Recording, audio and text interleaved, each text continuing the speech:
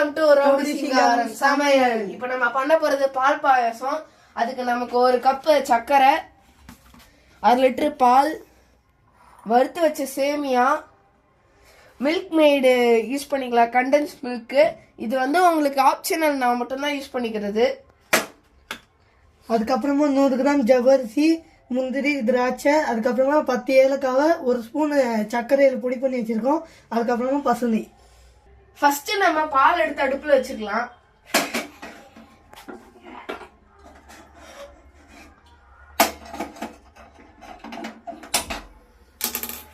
இப்ப நம்ம இன்னொரு அடுப்புல ஒரு நல்ல பேன் எடுத்து பத்த வச்சு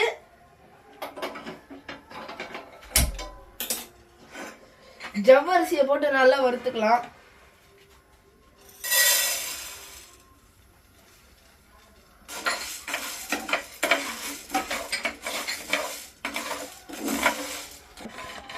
ஓகே, இப்போ ஜவ்வரிசி 5 நிமிஷம் லோ ஃப்ளேம்ல வச்சு வறுத்தாச்சு.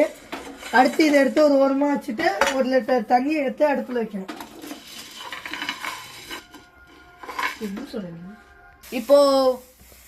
இப்போ பால் பொங்கிடுச்சு. இப்போ நம்ம இதை எடுத்து ஆற வச்சிடலாம். இப்போ தண்ணி நல்லா கொதிச்சிருச்சு. இப்போ ஜவ்வரிசி, வறுத்த வச்ச ஜவ்வரிசியை இப்போ நம்ம உள்ள போட போறோம்.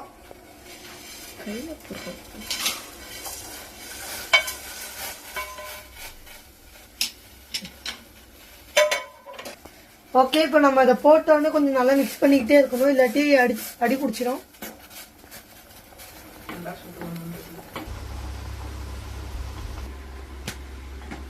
இப்போ ஜவ்வரிசி நல்லா வெந்துடுச்சு. இப்போ நம்ம வறுத்த வச்ச சேமியாவை இல்லை சேர்த்துக்கோம். மிக்ஸ் பண்ணிட்டு இருக்கும் போதே போட்டுக்கோங்க.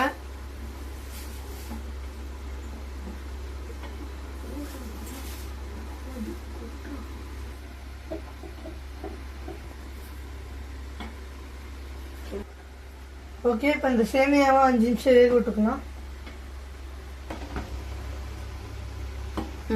இப்போ இந்த சேமியா நல்லா வெந்துருச்சு. இப்ப நம்ம இதுல இருக்க 1 கப்பு சர்க்கரை எடுத்து உள்ள போட்டுக்கணும். இப்போ இத நம்ம நல்லா மிக்ஸ் பண்ணிக்கணும். அப்புறம் இடிச்சு வச்ச ஏலக்காய் எடுத்து போட்டுக்கணும்.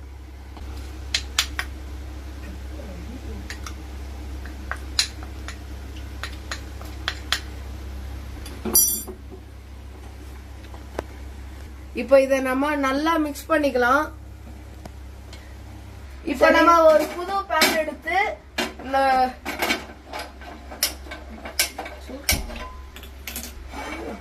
ஓகே, இப்ப பேன் அடுப்புல வச்சாச்சு. நெய்யை போட்டுக்கலாம். நல்லா ஸ்ப்ரெட் பண்ற மாதிரி போட்டுக்கோங்க. ஓகே, இப்ப நம்ம முந்திரி எடுத்து வறுத்துக்கலாம். இப்போ முந்திரி நல்லா கோல்டன் ப்ரௌன் கலர்ல ஆயிடுச்சு. இப்போ இதை இன்னொரு பவுலுக்கு மாற்றி எடுத்துக்கலாம். இப்போ திராட்சை எடுத்து போட்டுக்கலாம். அது நல்லா பஃப் ஆகிற அளவுக்கு வறுத்துக்கலாம்.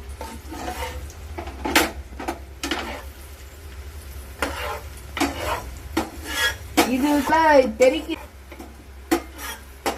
இப்போ திராட்சை நல்லா வறந்துச்சு. இதை எடுத்து இன்னொரு பவுலுக்கு மாற்றிக்கலாம்.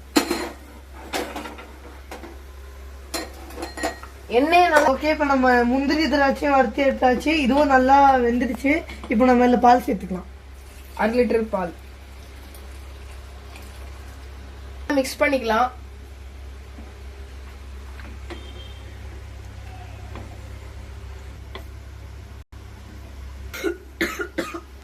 வறுத்து வச்ச முந்திரி திராட்சை எடுத்து சேர்த்துக்கலாம்.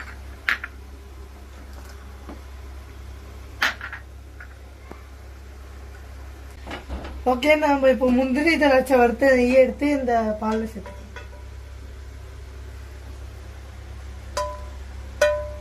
கண்டென்ஸ் மில்க் எடுத்துக்கலாம். அது ஆப்ஷனல் தான், எங்ககிட்ட இருக்கிறதால போட்டுக்கணும். நீங்களும் தேவைப்பட்டா போட்டுக்கோங்க. ஒரு 3 ஸ்பூன் கிட்ட போட்டுக்கலாம்.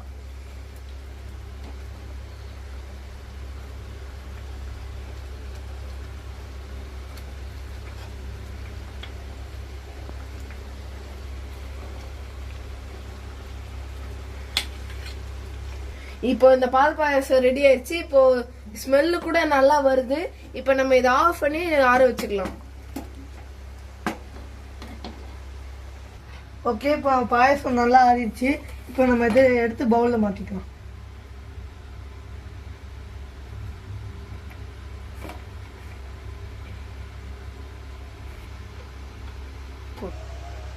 ஓகே, இப்போ டேஸ்ட் பண்ணி பார்க்கலாம்.